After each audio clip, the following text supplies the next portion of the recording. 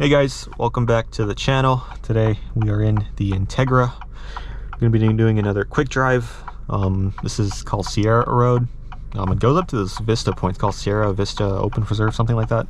Really cool views of the South Bay. If you're ever in like San Jose, you should come up here. They're open from sunrise to sunset and the views are amazing. So it's a good place to check out. But we're going up Sierra Road and then it turns into, I think, Felter Road. So it's like a loop around the East Bay Hills. Like, I think this is near Alum Rock, if you're familiar with San Jose. Never done this I've gone up to the Vista point, but I've never gone all the way around the loop towards Felter Road, whatever it's called. But today we're in the Integra. I think I said in the last video I wanted to do an Integra video because I've been driving this car a lot more recently. The weather has been crap, so it's been raining, and I've said this many times, I don't take the RC out in the rain. I take this car, this is like the beater car that I take out in the rain, and if you can tell, well, you can't really tell because it's dried up, but it's been raining for a while, and this car is filthy. When I do a quick little walk around, I mean, this road's kind of busy, I'll see. But anyways, I've been driving this car around a lot, and I really like it. I mean, compared to the RC, this is very nimble. Yeah, it doesn't sound good. Yeah, it's not fast, but I just love the handling characteristics. It's super nimble, and, you know, we'll see it up here. But yeah, we are in the Integra. We will do a quick little walk around. We have some space.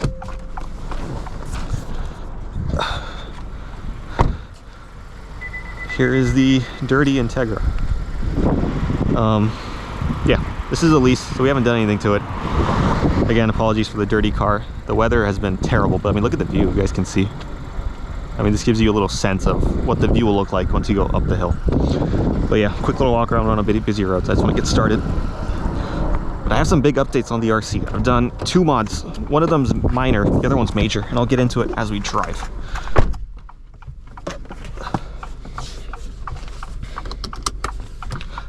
All right.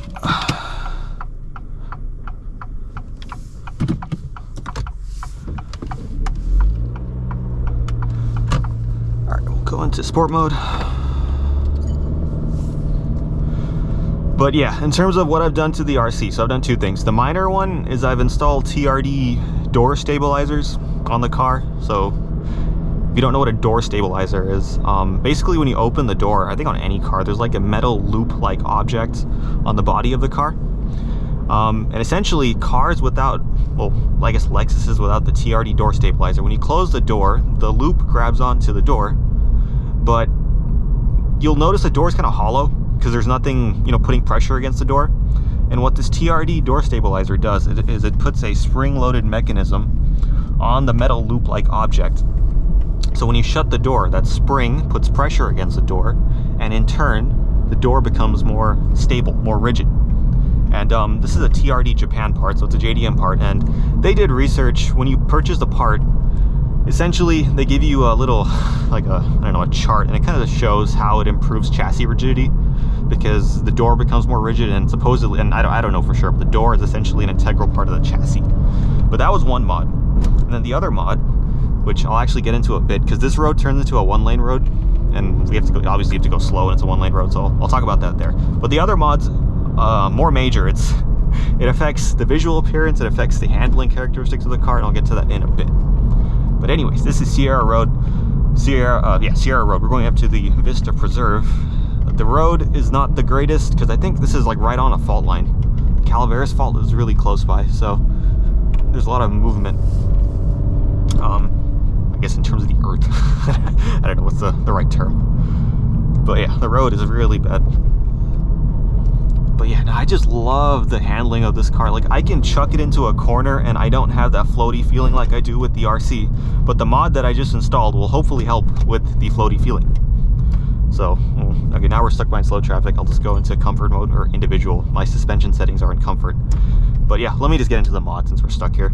So, I installed Lexus F Sport lowering springs. So this is an OEM accessory. Look at that view, damn. Anyways, it's an OEM accessory that essentially lowers the Lexus RC. What are these guys doing?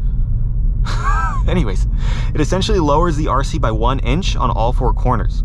So it's essentially lowering springs that I've installed. With the lowering springs, I'm able to keep the adaptive variable suspension. So when I put the car into Sport or Sport Plus, the car will get stiffer, which I like. But the lowering springs basically removes the atrocious wheel gap that the stock RC has, which is great. It looks really cool. I wanted to take out the RC today, but the roads were really wet in the morning, and I had washed the car like last week, so I didn't want to take it out and get the car dirty. But it looks really cool. I'll post pictures here. I'll debate. Okay, when I edit the video, I'll see if I'll either post the pictures or if I'll keep it as a surprise for when I drive the car. But yeah, the car looks really good now. I'd say it looks like a... so let me put it this way. So stock German cars, like stock BMWs, they come with the perfect ride height. There's like a very little wheel gap.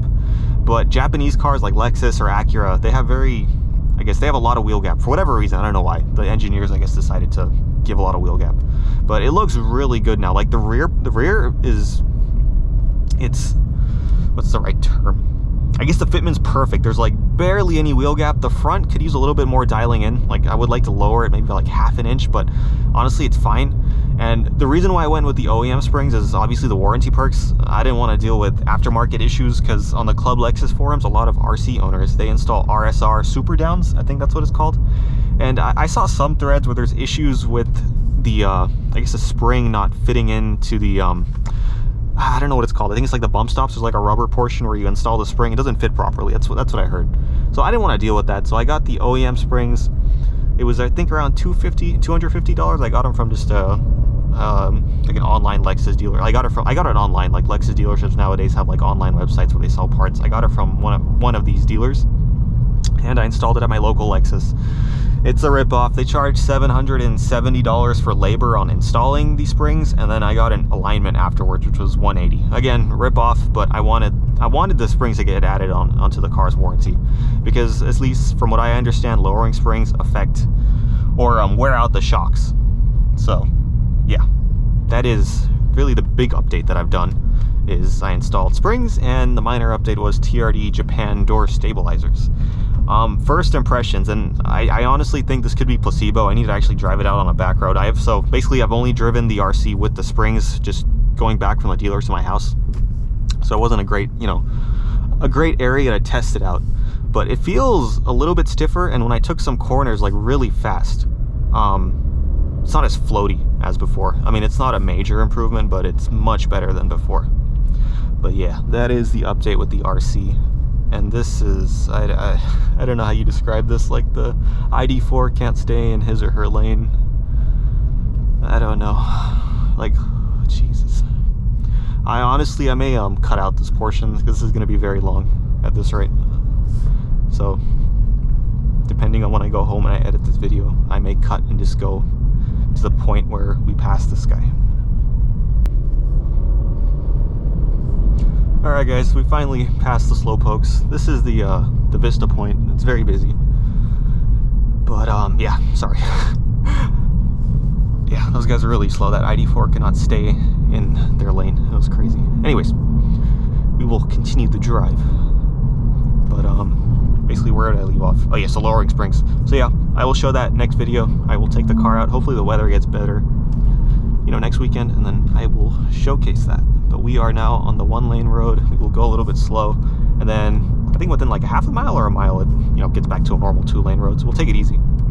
But yeah, just going back to my point in the beginning where, you know, I mentioned how I've been driving this car a lot more. I'm starting to appreciate it more. So I don't know if you've watched my earlier videos on the Integra. I was bashing it. You know, I was saying that the CVT is terrible, sounds like a lawnmower, things like that. And now that I've gotten to, you know, live with it, I'm actually driving it a lot more often, because I'm using this technically as like the beater, the daily driver, because I don't take my car out in the rain because I'm just a big baby, because I spend a lot of, you know, effort detailing it. But yeah, now that I've driven this little car a lot more, it's not bad. Like, yeah, how am I gonna say this? I guess the engine and transmission department aren't the greatest. Like, it's, how do I describe it? For a premium brand, this is a letdown. It's because, you know, it's essentially just a carryover from the Civic or Civic Si, and they just throw a CVT on it. For a premium brand, I expect a lot more.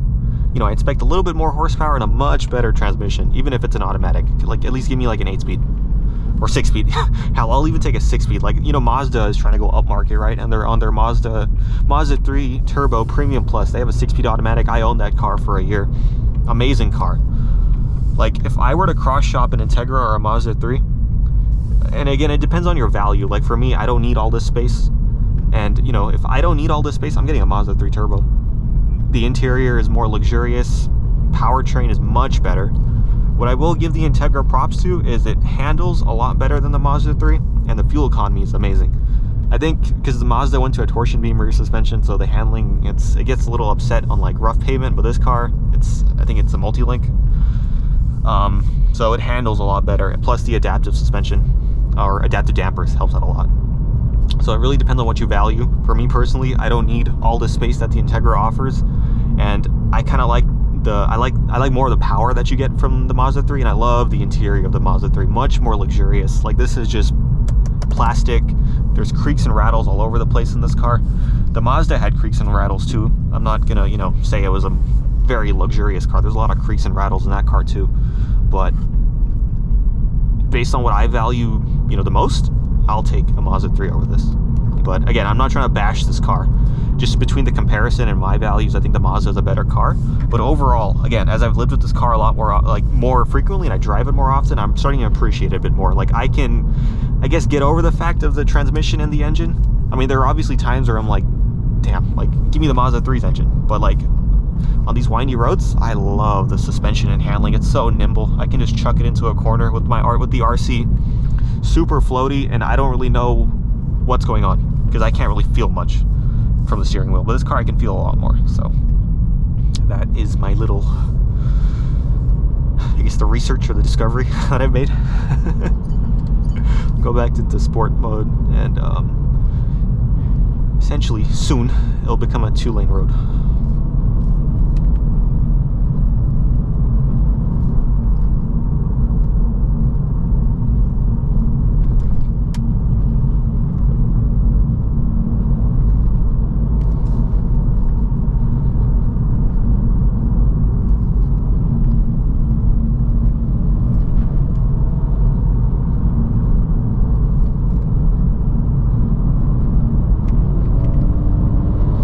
Still torque steer with this car. Like you need to be careful when you, I guess, get on the gas, give it throttle, especially in corners. I still get a lot of torque steer. I guess if you had the manual comes with an LSD, so it would help out a lot, but the auto does not get it.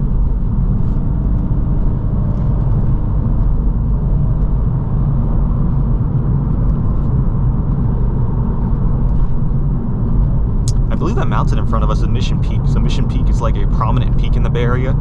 You can hike it, and you get killer views of the bay as well. But it's a pretty long hike.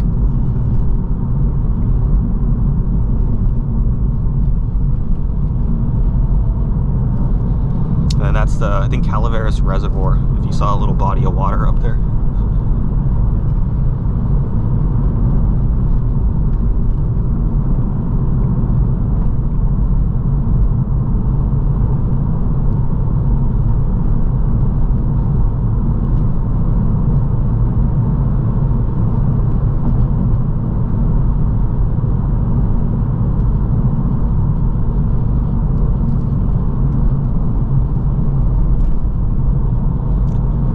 Bay Area is really beautiful, like in the winter time when the hills turn green, because all this turns brown. Like it looks like a shade of like poop. Just to be honest, like literally it's just like light brown. But in the winter time it looks amazing. Like it's nice and green and lush. So the hills look amazing this time of year.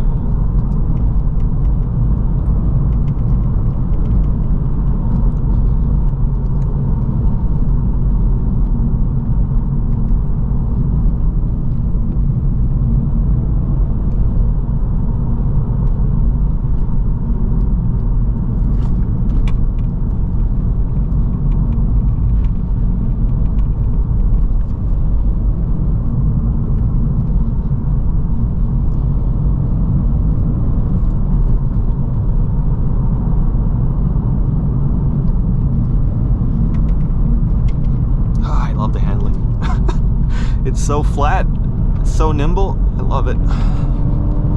I just wish the transmission was better.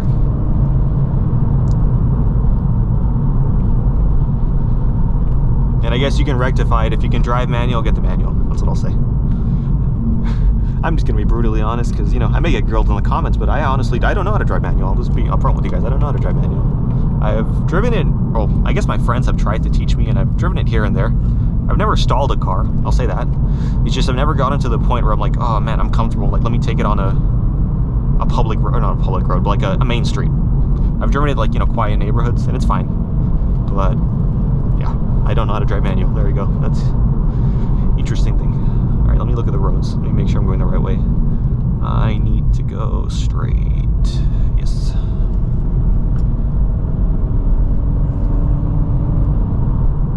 I guess that's the one thing I miss about my RC is I have, you know, Lexus navigation, so I can quickly look at the roads. Here I have to plug my phone in, and I guess I could plug my phone in, but I don't want to get like phone calls or texts popping up here.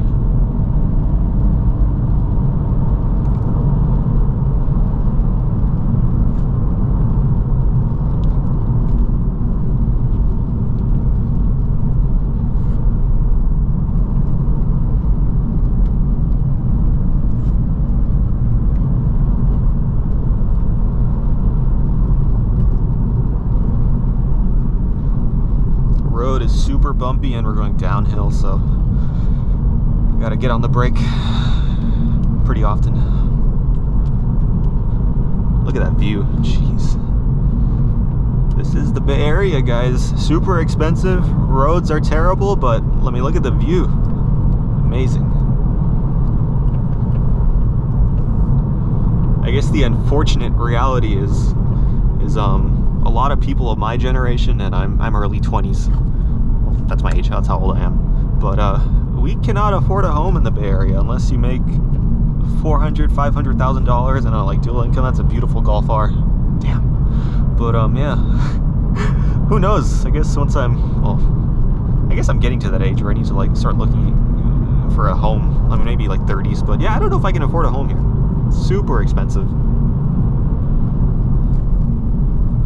I may have to move to the valley like Sacramento or something, I don't know. Anyway, sorry, this is getting to a depressing talk. Focus on the drive.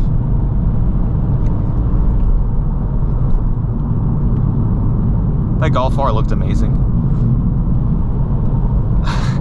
I love the exterior of the new Golf GTI and Golf R, but the interior is terrible. Like, why did they go all touchscreen? They needed to keep some like physical buttons. I don't know why they switched it all up. But yeah, it's a beautiful looking car from the outside. Shout out to Volkswagen.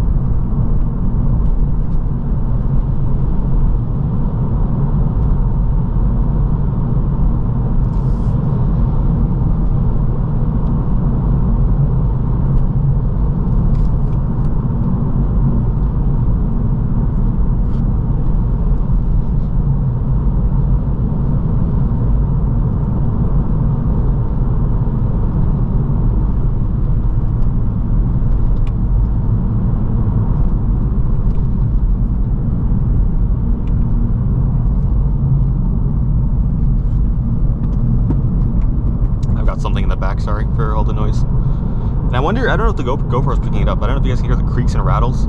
So there's a really annoying creak and rattle like by the seatbelt pillar, like right here and on the right side. And there's a creak somewhere around here. I don't know why. Like we haven't like opened a body panel or interior panel. I mean, we haven't done anything like that. It just creaks and rattles.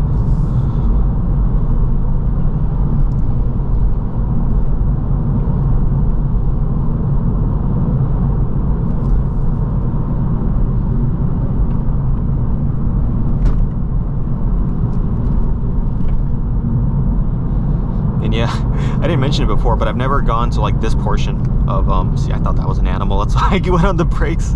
But yeah, I've never driven on Felter Road. Felter or Felter Road? I forget what it's called. Again, I've only gone up to the Preserve Rough Road.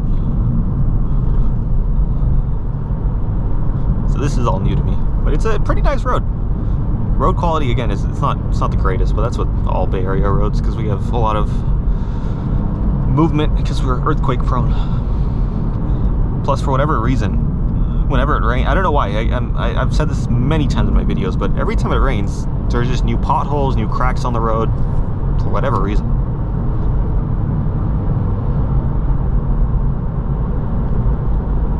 right, it seems like we're back in civilization. Oh, we were in civilization, but more so civilization, getting to the urban parts.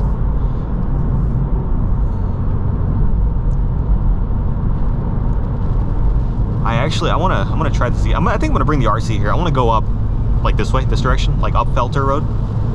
It's a really nice road. I like it, and it's not that far from my house. It's pretty close.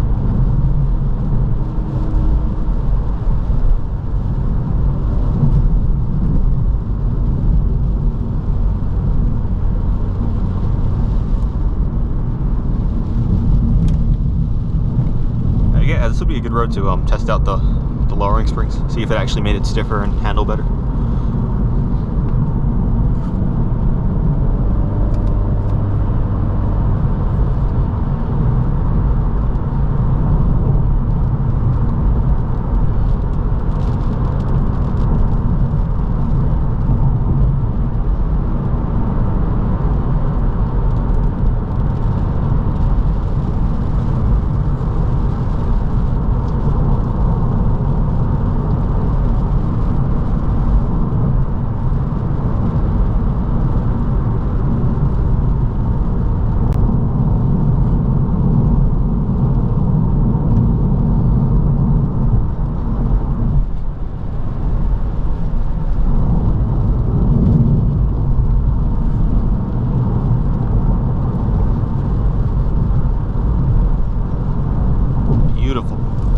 Go back into individual. We're behind traffic now, and essentially, let me find a place to park, but we will wrap up the video around here, guys. I've actually never done a moving video like conclusion. I don't know, I feel like it's gonna be weird. I need to stick with the trend that I've like set up, where I find a nice place to park and then we end the video.